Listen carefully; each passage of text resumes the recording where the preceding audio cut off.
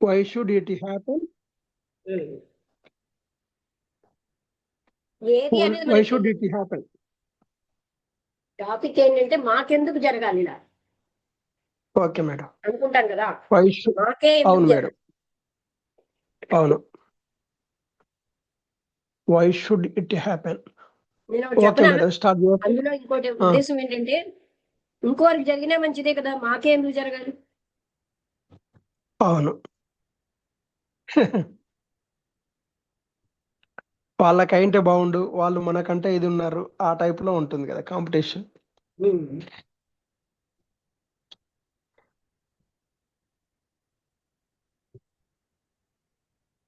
Okay, start చేయొచ్చా అండి? నమస్తే మేడం, అందరికీ నమస్కారం అండి. నమస్తే.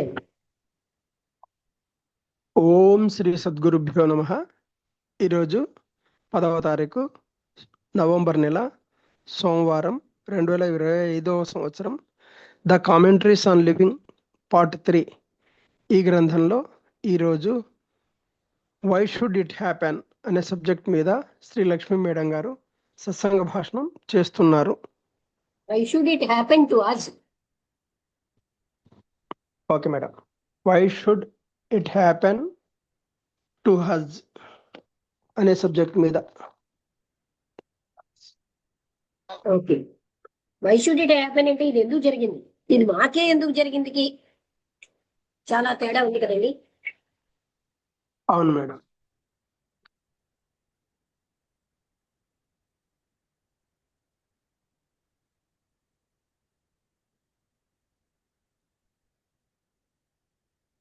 ఓకే,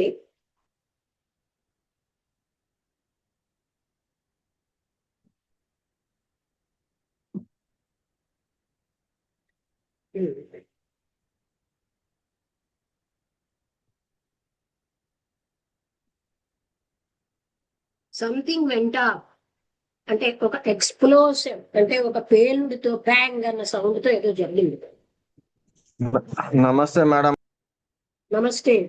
చాలా రోజులు ఇప్పుడే మొదలెడుతున్నాం. Why should it happen to us, ఇది మాకెందుకు జరిగింది. ఇక్కడ 4:30 అయింది పొద్దున్న, అయినా కూడా చాలా చీకటిగా ఉంది. ఒక గంట లేదా అంతకంటే ఎక్కువ వరకు పొద్దున్న అవ్వదు. పక్షులు చాలా నిశ్చలంగా నిద్రలో ఉన్నాయి ఆ చెట్లలో. ఆ వైలెంట్ గా ఉన్న ధ్వని వాళ్ళనేం డిస్టర్బ్ చేయలేనట్టుంది. వాళ్ళు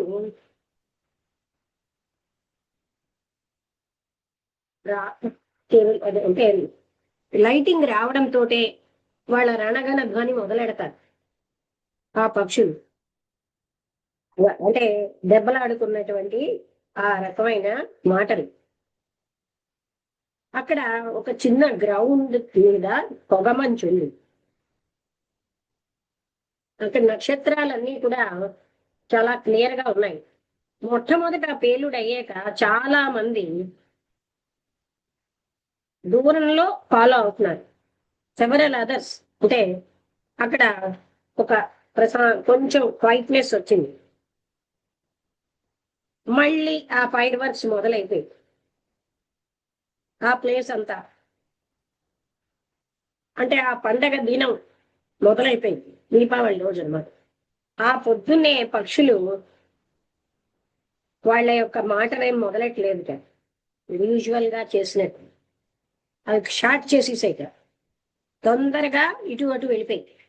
ఎందుకంటే ఆ వైలెంట్ సౌండ్స్ అన్నవి వాళ్ళని భయపిస్తున్నాయి. సాయంత్రం అయ్యేసరికి అవి మళ్ళీ వచ్చేస్తాయి అదే విధంగా ఆ చెట్లలోకి. ప్రతి ఒక్కళ్ళకి వాళ్ళు ఏం చేశారు అన్నవన్నీ చెప్పుకుంటూ ఉంటారు ఒకరితో ఒకరు. సూర్యుడేమో ఆ వృక్షాగ్రాలని కృషిస్తున్నాడు. అవన్నీ ఎంతో కాంతివంతంగా సాఫ్ట్ లైట్ తో, వాటి యొక్క ప్రశాంతతతో ఎంతో సౌందర్యంగా ఉన్నాయి. అవన్నీను ఆ స్కైకే ఒక షేప్ ఇస్తున్నాయి అన్నిటి. ఆ సింగిల్ గా రోజు ట్రీ అన్నది రోజు అన్నది అంటే ఒకే రోజా పుష్పం ఆ గార్డెన్ లో అది మంచుతో కప్పబడిపోయింది. అక్కడ ఎంతో ధ్వని ఉన్నా సరే ఆ ఫైర్ వర్క్స్ తోటి టౌన్ మాత్రం చాలా నెమ్మదిగా లీజర్లీగా అందరూ లేస్తున్నారు. ఆ సంవత్సరంలో అది పెద్ద సెలవు దినం. అక్కడ విందులు, వినోదాలు, అలాగే ధనవంతులు, పేదవాళ్ళు ఒకరికొకరు అన్ని ఇచ్చుకుంటూ ఉంటారు. ఇక్కడ చీకటి పడుతున్నంత సేపు ఆ సాయంత్రం ప్రజలు మళ్ళీ ఒక దగ్గరికి చేరారు. ఆ నదీ తీరంలో వాళ్ళు ఆ నీటి మీద మట్టితో కూడినటువంటి సాసర్స్ ని ఆయిల్ నిండుగా పెట్టి అందులో ఒక ఒత్తి దీపం వేసి వదులుతున్నారు. వాళ్ళు ఒక ప్రార్థన కూడా చేస్తున్నారు. ఆ లైట్స్ అన్ని కూడా ఆ నది మీద తేలుతూ ఉండాలి, వెళ్తున్నాయి. వెంటనే వేల కొలది ఆ డార్క్నెస్ లో లైట్స్ వచ్చాయి. నిశ్చలమైన నీరు. ఇది చాలా అద్భుతమైనటువంటి ఆశ్చర్యకరమైన దృశ్యంగా ఉంది. ఈ ఆతురతతో ఉన్న ముఖాలు ఆ లిటిల్ ఫ్లేమ్స్ తో వాళ్ళు వెలిగిపోతున్నాయి. అక్కడున్న నది అది లైట్స్ తో కూడిన అద్భుతంగా ఉంది. ఆ స్వర్గం దానికి ఉన్నటువంటి లెక్కలేనటువంటి నక్షత్రాలతో కిందకి చూస్తోంది. లైట్ తో ఉన్న రివర్ మీద లైట్లతో. భూమి చాలా సైలెంట్ గా ప్రజల మీద ఉన్న ప్రేమతో ఉంది. మాలో 5గురు ఉన్నారు ఆ సూర్యకాంతితో ఉన్న గదిలో. ఒక వ్యక్తి, ఆయన భార్య, ఇంకో 2 వ్యక్తులు, అందరూ చిన్నవాళ్లే.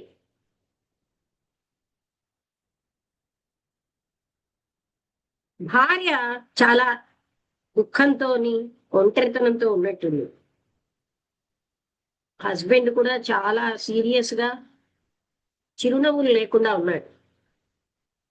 ఆ యంగ్ గా ఉన్న వాళ్ళిద్దరూ సిగ్గుతో సైలెంట్ గా కూర్చున్నారు, ఇతరులు మొదలెట్టని అన్నట్టుగా. వాళ్ళు నిస్సందేహంగా మాట్లాడతారు. అకేషన్ అంటే సందర్భం వచ్చినప్పుడు వాళ్ళ సిగ్గు అన్నది వాళ్ళకి అప్పుడు తొలగించుకుంటారు కొంచెంగా. ఇది మాకెందుకు జరిగిందండి అని ఆవిడ అడిగింది. ఆవిడలో కోపము, అసహ్యము ఉన్నాయి ఆవిడ టోన్లో. కానీ ఆవిడ కళ్ళ నుంచి అశ్రు అలాగా కిందకి పడుతున్నాయి బొగ్గల మీదుగా. మా కొడుకుతో మేము మంచిగానే ఉండేవాళ్ళం. ఆయన ఎంతో ఆనందంగా మిస్చువస్ గా ఉండేవాడు, ఎప్పుడు కూడా నవ్వుతూ. మేము అతన్ని ఎంతో ప్రేమించేవాళ్ళం. ఆయన్ని మేము ఎంతో బాగా కేర్ఫుల్ గా పెంచాము. ఆయనకు ఒక ధనవంతమైన జీవితాని కోసం ప్లాన్ చేశాం. ఇంకా మాట్లాడలేక ఆవిడ ఆగిపోయింది. ఆవిడ కొంత కామ్ అయ్యే వరకు కొంచెంసేపు వెయిట్ చేసింది. క్షమించండి, నేనంత అప్సెట్ గా మీకు మీ ముందు ఉన్నాను. ఆవిడ మళ్ళీ చెప్తున్నారు, ఇది నాకు టూ మచ్ అండి. ఆయన అబ్బాయి అంటే ఆడుకుంటూ అరుస్తూ ఉండేవాడు. కొన్ని రోజుల కిందట ఆయన ఆ పిల్లవాడు వెళ్ళిపోయాడు. చాలా క్రూరమైన విషయం. ఇది మాకెందుకు జరగాలి? మేము ఒక మంచి జీవితం గడిపాం. మేము ఒకరినొకరు ప్రేమించుకున్నాం. మా పిల్లవాడిని కూడా ప్రేమించాం ఇంకా ఎక్కువగా. కానీ ఆ అబ్బాయి వెళ్ళిపోయాడు. మా జీవితం అన్నది ఒక శూన్యంగా అయిపోయింది. నా హస్బెండ్ తన ఆఫీసులో, నేను మా ఇంట్లో. ఇదంతా కూడా ఎంతో కురూపిగా అర్ధరహితంగా ఉంది. ఆమె అలాగే చెప్తోంది ఆవిడ యొక్క బాధతో. కానీ హస్బెండ్ నెమ్మదిగా ఆవిడను స్టాప్ చేశారు. ఆవిడ వెక్కి వెక్కి ఏడుస్తోంది. ఏ రకమైనటువంటి నిగ్రహము లేకుండా ఇప్పుడు ఆవిడ సైలెంట్ అయింది. ఇది మన అందరికీ జరుగుతుంది కాదా? మాకే ఎందుకు జరిగిందని మీరు అడిగినప్పుడు మీకేమో ఇది మీ ఇతరులకి జరగాలి, మీకు కాదు అన్న అర్థం ఉంది. మీ దుఃఖాన్ని మిగతా వాళ్ళతో మీరు షేర్ చేసుకుంటున్నారు. అంటే మాకు ఇలాంటివి జరగడానికి మేమేం చేసాం? మా కర్మ ఏంటి? అతను ఎందుకు జీవించలేదు? నేను నా జీవితం ఆయనకి ఆనందంగా ఇచ్చేస్తాను.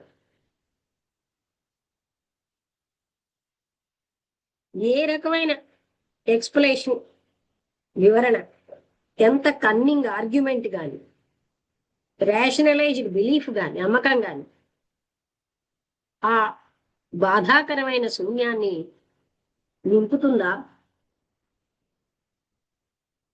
నాకు సహజంగానే కంఫర్ట్ చేయాలని, అంటే నన్ను కంఫర్ట్ చేయాలని అని ఉంది. కేవలం పదాలతో కాదు, భవిష్యత్తు యొక్క ఆశతోని కాదు. యాజ్ ఏ అలాంటి వాటి వల్ల నాకు ఏ కంఫర్ట్ రాదు. నన్ను నా హస్బెండ్ కంఫర్ట్ చేయడానికి ప్రయత్నించాడు. ఎలా అంటే పునర్జన్మ ఉన్నదన్న నమ్మకంతో. కానీ అది నాకేం పెద్దగా ఉపయోగపడలేదు. ఆయన కూడా బాధపడుతున్నాడు. ఆయనకి పునర్జన్మలో నమ్మకం ఉన్నా సరే దుఃఖం అన్నది అక్కడే ఉంది. మేమిద్దరం కూడా దాంట్లోనే ఉన్నాం, దాంతో ట్విస్ట్ అవుతున్నాం. ఇది కొంచెం భయంకరంగా ఉంది.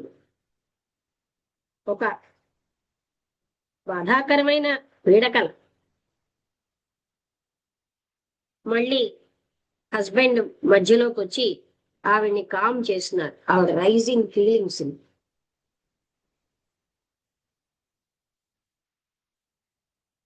నేను క్వైట్ గా అవుతాను, ఆలోచనాత్మకంగా అవుతాను, ఐఎమ్ సారీ అన్నాను.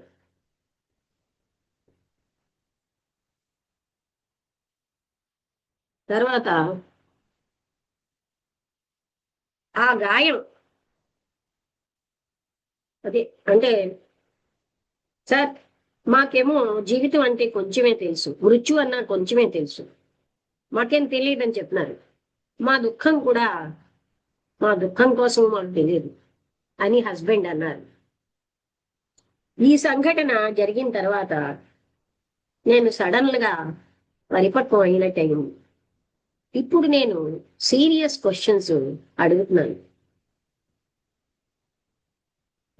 జీవించడానికి ముందు సంతోషము అండ్ అంటే ఉండేది. మేము కాన్స్టెంట్ గా నవ్వుతూ ఉండేవాళ్ళం. బిఫోర్ అంటే ఇంతకు ముందు మా జీవితం చాలా ఆనందదాయకంగా నిరంతరం నవ్వుతూ ఉండేవాళ్ళం.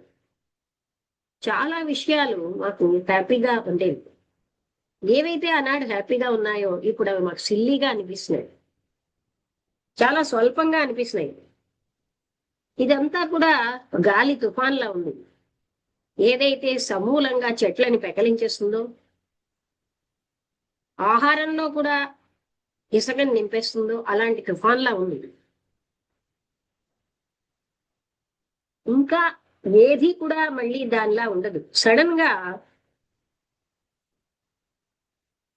నేను చాలా సీరియస్ అయిపోయి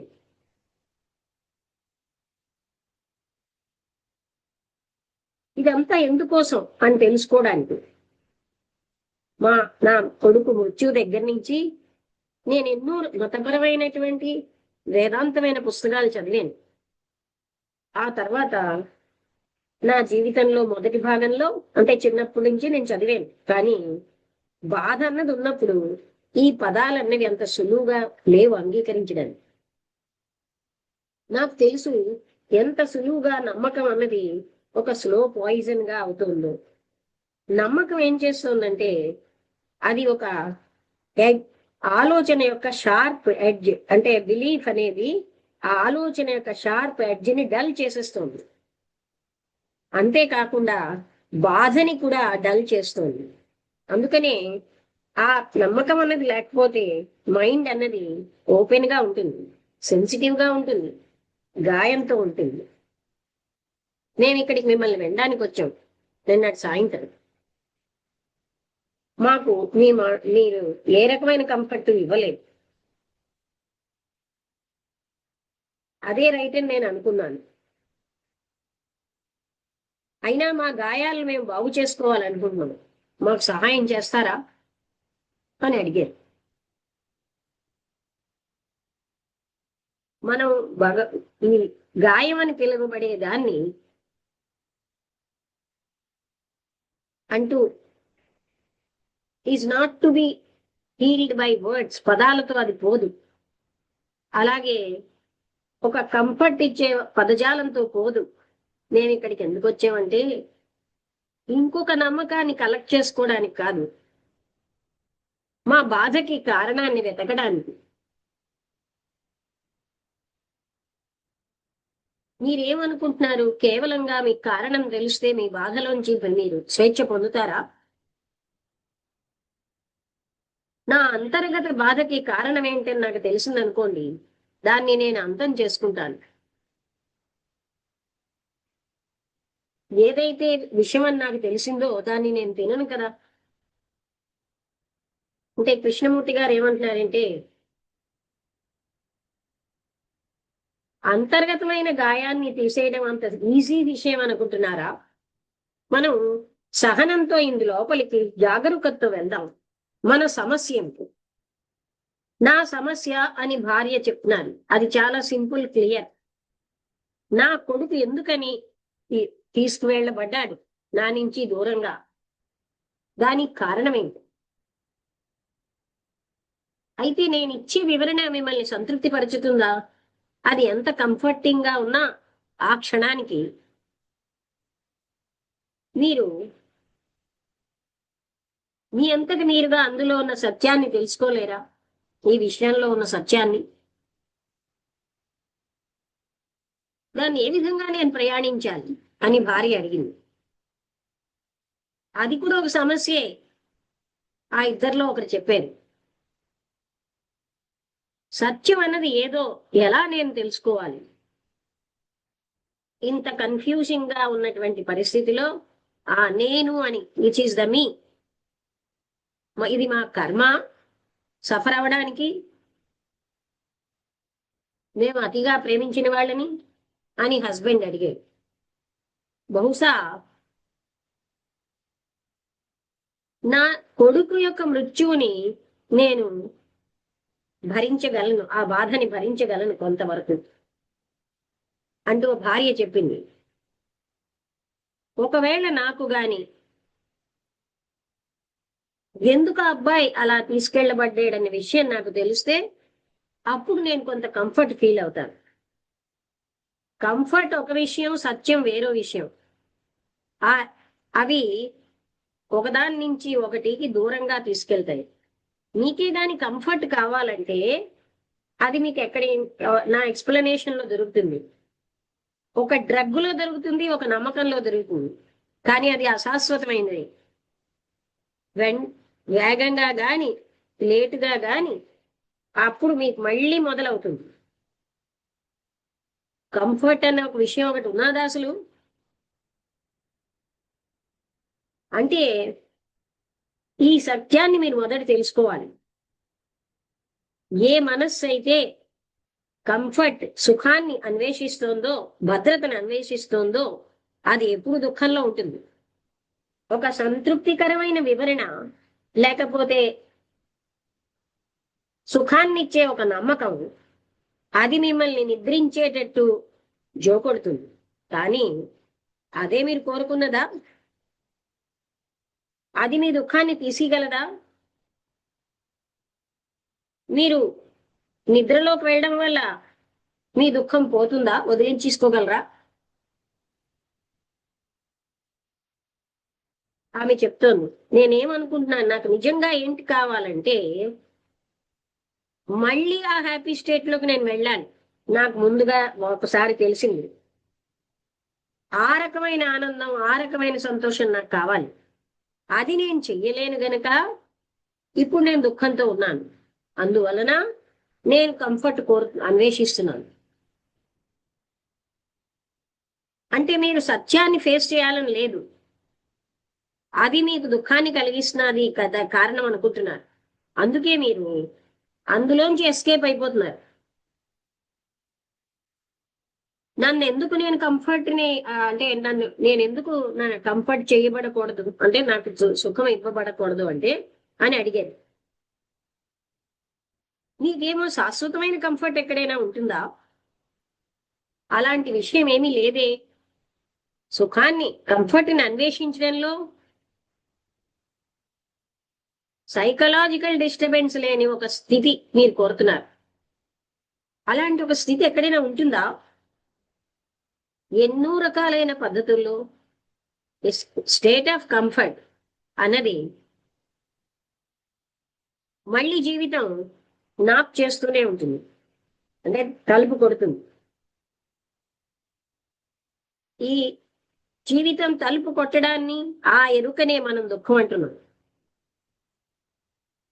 మీరు చూపెట్టినట్టుగా అది అలాగే ఉంది. కానీ నేనేం చేయను అని ఆవిడ అడిగారు. మీరు చేయాల్సిందేమీ లేదు, మీరు సత్యాన్ని రియలైజ్ చేయాలి. అక్కడ ఉన్న ఫ్యాక్టులో ఉన్న సత్యాన్ని రియలైజ్ చేయాలి. ఏ మనస్సు అయితే అన్వేషిస్తుందో సుఖాన్ని, కంఫర్ట్ని, అది ఎప్పుడు కూడా దుఃఖానికే గురవుతుంది. ఈ రియలైజేషన్ అన్నది దానికి దాని యాక్షన్ ఉంటుంది.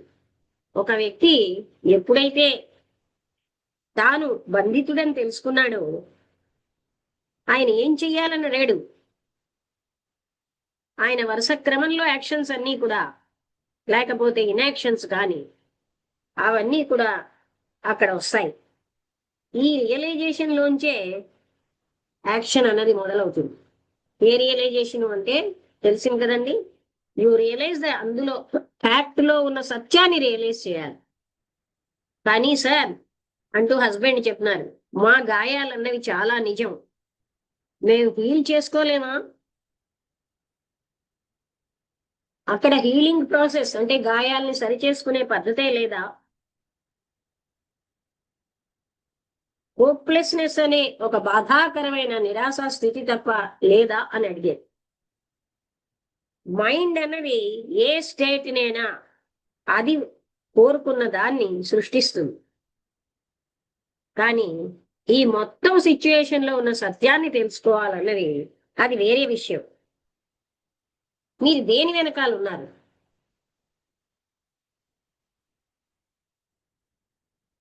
ఏ వ్యక్తి కూడా దుఃఖాన్ని పెంపొందించుకోవాలని కోరుకోడు. తప్పనిసరిగా ఒక నిరాశతో ఉన్న వేదాంతం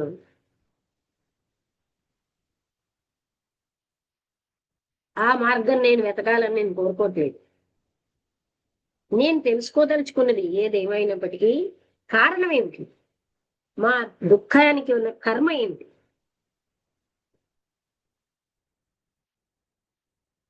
మీ ఇద్దరు ఈ విషయంలోకి వెళ్ళదలుచుకుంటున్నారా?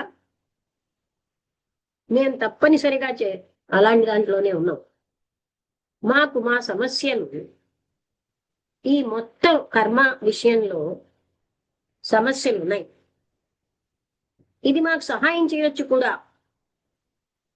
దాన్ని అంతటినీ మేము చూస్తే కర్మ అన్నదానికి మౌలికమైన కారణం, మీనింగ్ ఏమిటి, అర్థం ఏమిటి అని అడిగారు. దాని మూలమైన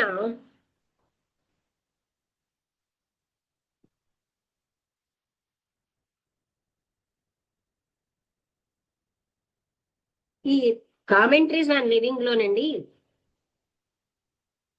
చాప్టర్ 3లో పెద్ద టాపిక్సే వస్తాయి. అంటే కర్మకి మీనింగ్ ఏంటి అని అడిగారు. రూట్ మీనింగ్ ఆ పదానికి పని అని హస్బెండ్ చెప్పారు. మిగతా వాళ్ళు తలలు ఆడించారు ఒప్పుకుంటూ. కర్మ అన్నది నేను తప్పుగా ఆలోచిస్తే understood action as a determined cause, ఒక నిశ్చితమైన కారణంతో ఉన్న కర్మ పని. భవిష్యత్ అనేది ఫిక్స్డ్ గా ఉంటుంది పాస్ట్ యాక్షన్ వల్ల. గతంలో చేసే పని వల్ల భవిష్యత్ ఫిక్స్డ్. మీరు ఏవైతే నాటుతారో అవే మీరు కోస్తారు. నేను గతంలో ఏదో చేశాను, దానికి నేను ఇప్పుడు పే చెయ్యాలి లేదా పొందాలి. నా కొడుకు చిన్నప్పుడే చనిపోవడం వల్ల, ఒకవేళ నా కొడుకు చిన్న వయసులో చనిపోయాడు అనుకోండి, ఇది గత జీవితంలో ఏదో తెలియని కారణం. ఈ జనరల్ ఫార్ములాలో ఎన్నో రకాలు ఉన్నాయి. అన్ని విషయాలు కూడా chain of cause and effects, కారణ కార్యాల వల్లే జరుగుతున్నాయి. అది ఒక యథార్థమే అంటూ ఇంకొక ఆయన చెప్పాడు. నేను ఈ జగత్తులో నా తండ్రి తల్లి ఇంకా ముందున్న కారణాల వల్ల ఉన్నాను. నేను ఎన్నో కారణాల ఫలితంగా నేను ఇక్కడ ఉన్నాను. అవి అనంతమైన గతానికి సంబంధించినవి. ఆలోచన, యాక్షన్, ఇవన్నీ కూడా రకరకాలైన కారణాల యొక్క ఫలితాలు. అయితే ఎఫెక్ట్ కాజ్ కంటే, కారణం కంటే వేరేగా ఉందా? ఆ రెండింటికి మధ్యలో గ్యాప్ ఉందా? చిన్నదో పెద్దదో, లేకపోతే ఒక విరామం ఉందా? వాటి రెండింటి మధ్య విరామం అంటే విరామ కాలం ఉందా? కారణం ఎఫెక్ట్ ఫిక్స్డ్ గా ఉన్నాయా? ఆ రెండు అంత స్థిరంగా ఉంటే భవిష్యత్ అన్నది ఆల్రెడీ స్థిరీకరించబడిపోయింది. అలానే జరుగుతోందంటారా? మనిషికి ఫ్రీడమే లేదా? ఆయన ఎప్పుడు కూడా ముందుగా నిర్ణయించబడినటువంటి గాడిలోనే ఉంటాడా? కానీ అలా జరగట్లేదు. మీరు అబ్జర్వ్ చేస్తే ప్రతి నిత్యం జరుగుతున్న సంఘటనలు, ఎక్కడైతే పరిస్థితులు అన్నవి నిరంతరాయంగా మనని ప్రభావితం చేస్తున్నాయో మన పనులను, అక్కడ ఒక మార్పు అన్న మూవ్మెంట్ జరుగుతూనే ఉంది. ఇమీడియట్ గా అవ్వచ్చు, గ్రాడ్యువల్ గా అవ్వచ్చు. అవును, నేను అది చూస్తున్నాను. ఇది ఒక ఇమ్మెన్స్ రిలీఫ్ నాకు. Cause and one effect conditioning, ఇదంతా to realise that we need not be slaves to the past. మేము గతానికి బానిసలు కావు అన్నది విషయం వల్ల నాకు కొంత రిలీఫ్ వచ్చిందన్న. మైండ్ ఎప్పుడు కూడా ఈ కండిషనింగ్ తో పట్టుబడక్కర్లేదు. ఒక కాజ్ ఎఫెక్ట్, కాజ్ యొక్క ఎఫెక్ట్ అన్నది ఫాలో అవ్వాలని ఏం లేదు. ఆ కాజునే ఫాలో అవ్వాలని లేదు. అది వైపు అయిపోవచ్చు, తుడిచిపెట్టుకుపోబడచ్చు. శాశ్వతమైన నరకం అంటూ లేదు. కాజ్ అండ్ ఎఫెక్ట్ అన్నవి స్థిరమైనవి కావు, ఫిక్స్డ్ కాదు. ఏదైతే ఎఫెక్ట్ అది కాజ్కి, అదే కాజ్ అవుతుంది. అలాగే స్టిల్ అదే ఇంకో ఎఫెక్ట్ కూడా. ఇవాళ అనేది నిన్నటి వల్ల షేప్ అయింది, రేపు ఇవాళ వల్ల. అది సత్యం కాదా? అందుకనే కారణము, ఎఫెక్ట్ ఇవి ఏమీ సెపరేట్ కాదు. అవి యూనిటరీ ప్రాసెస్. ఒక తప్పుడు మార్గాలు సరైన ఫలితాన్ని పొందడానికి వాడలేము. ఎందుకంటే ఈ మార్గాలన్నవే ఫలితాన్ని తెస్తాయి. ఆ మార్గాల్లో ఫలితం ఇమిడి ఉంది. బీజంలో పెద్ద చెట్టు ఇమిడి ఉంది. ఈ విషయాన్ని, ఆ సత్యాన్ని ఎవరైనా ఫీల్ అవుతే, ఆలోచన అన్నది యాక్షన్, ఆలోచనని ఫాలో అయ్యే యాక్షన్ ఏం లేదు. ఇన్ఎవిటబుల్, తప్పనిసరి సమస్య. How to build a bridge between them. కాజ్కి ఎఫెక్ట్కి మధ్యలో ఒక్కసారి బ్రిడ్జిని ఎలా చేయాలి? Manjiri, yes, I am in the class. Shall I talk after some time? Yeah, you call me and then you finish. Huh? Okay. Okay. Are you free from the back pain little bit? Yeah, little bit. I'll tell the reason later. Okay. I will call you later. Yeah. Okay. Okay.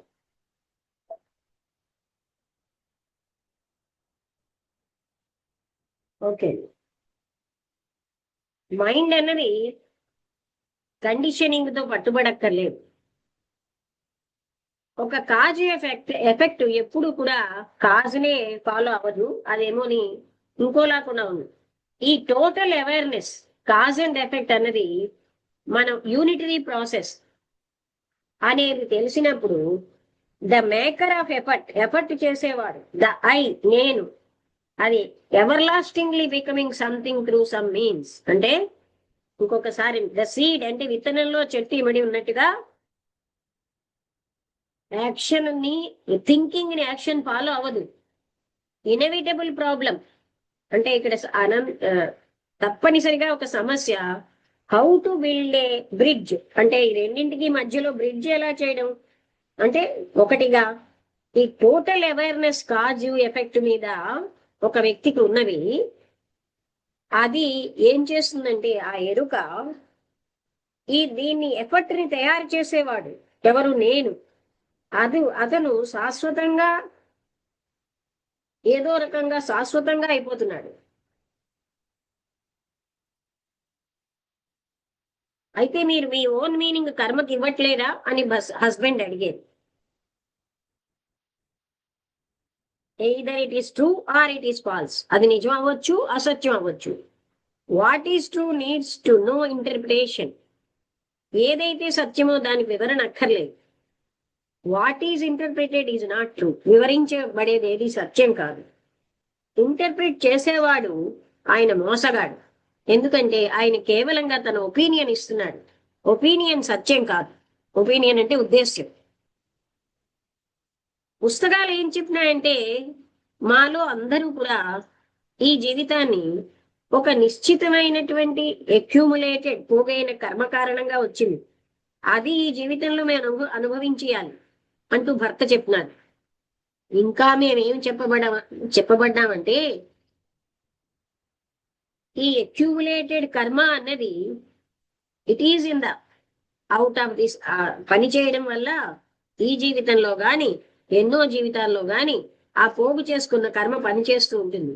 అందుకే operation of free will is this. So అందుకే that there is the operation of free will. Free will కూడా అప్పుడు పనిచేస్తూ ఉంటుంది. Why do you think apart from the authority of the books. పుస్తకాల authority మీరు why do you think apart from the authority of the books అంటే ఈ పుస్తకాల యొక్క అథారిటీ కాకుండా మీరు ఎందుకు ఆలోచిస్తున్నారు? I don't feel able to think it out. అంటే మీరు మీ అంతటిగా మీరు ఎందుకు ఆలోచించట్లేదు పుస్తకాల కంటే అంటే నాకు అలా ఆలోచించడం రాదని నేను అనుకుంటున్నాను. నేను చెయ్యలేను, ఆలోచించలేను అనుకుంటున్నాను అంటే పుస్తక జ్ఞానంతో నేను ఆలోచిస్తాను. Let's consider the matter together. మన అందరం కలిసి చూద్దాం.